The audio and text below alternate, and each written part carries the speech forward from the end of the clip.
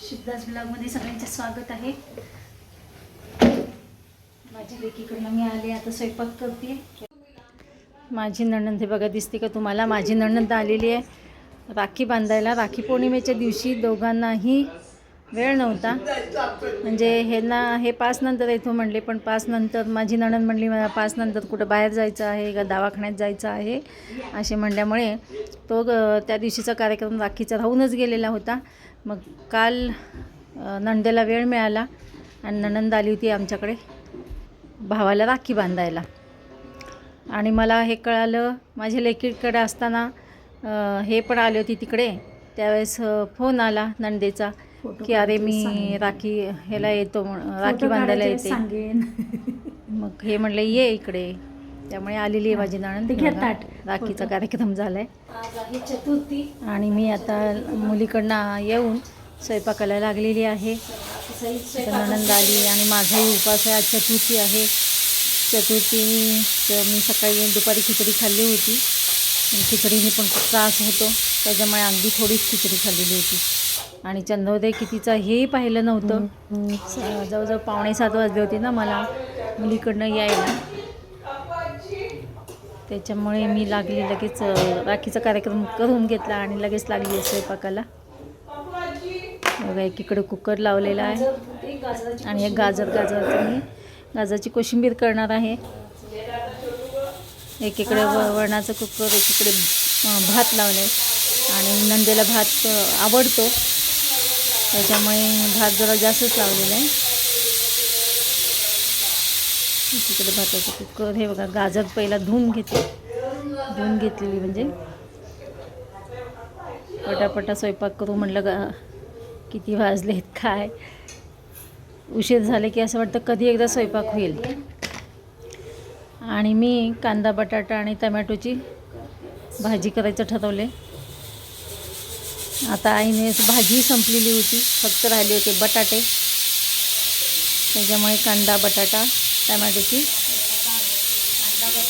भाजी करायची ठरवली। आणि पहिलाही मी कुकर लावून लगेच भाजी चिरायचं ठरवले। भाजी चिरून एकीकडे कोशिंबीरची पण तयारी करून घेतली।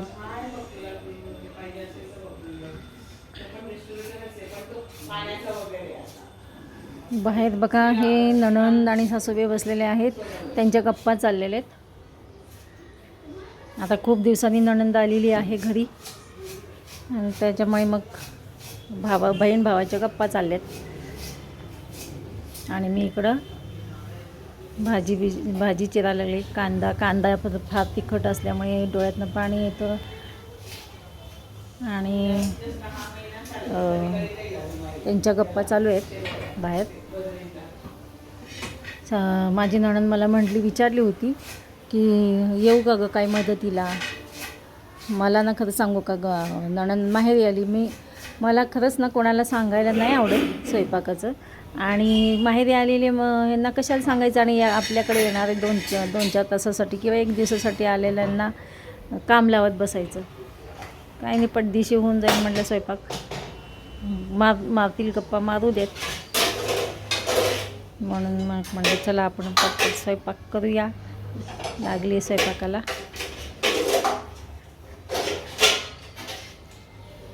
काय किती जण, 4 जणांचा तर स्वयंपाक करायचा आहे, पण आता ती नणंद आली तर आपण काही गोड करू म्हटलं तर त्यांना आहे डायबिटीज, शुगर असल्यामुळे काही गोड करता येत नाही। म्हटलं जरी लागलंच तरी आपलं सोनपापडी आहे म्हटलं, गोड काही त्यांना म्हटलं तर खावा, गोड नको म्हटलं, जाऊ दे म्हटलं, मग डायबिटीस असल्यामुळे उगीच कशाला काय गोड करत बसायचं, त्या खाणार नसतील तर, म्हणून मी आपलं साधा स्वयंपाक करायचं ठरवलं। आणि आता कुकर झाला आहे तर पहिला भाजी टाकून घेते म्हटलं। हे गाजराची कोशिंबीर, कांदा बटाट्याची टमॅटोची भाजी आणि वरण आणि पोळ्या भात, एवढा साधा स्वयंपाक करायचं ठरवलं। जाऊ दे म्हटलं, गोड त्या खात नाही तर उगीच करत बसायचं। हां भाजी टाकते मी आता।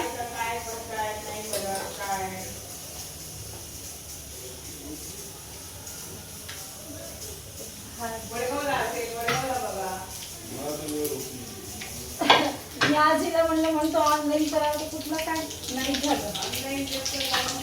हां जाऊन करायला पाहिजे असेल ना, ते पाहिलं नाही मी.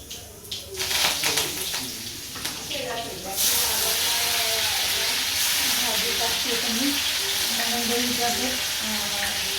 लाडकी बहीण योजनेचं केलं का इथं नाही राहूनच गेलं मला. मग आता भाजी टाकते. हे माताई माझ्या नणंद मला विचारल्या लाडकी बहीण योजनेचं तू केलं का सुद्धा, फॉर्म भरला का. माझं राहूनच गेलेलं आहे ना फॉर्म भरायचा. आणि हे म्हणजे अगं सप्टेंबरच्या एंडपर्यंत मुदत वाढवली आहे.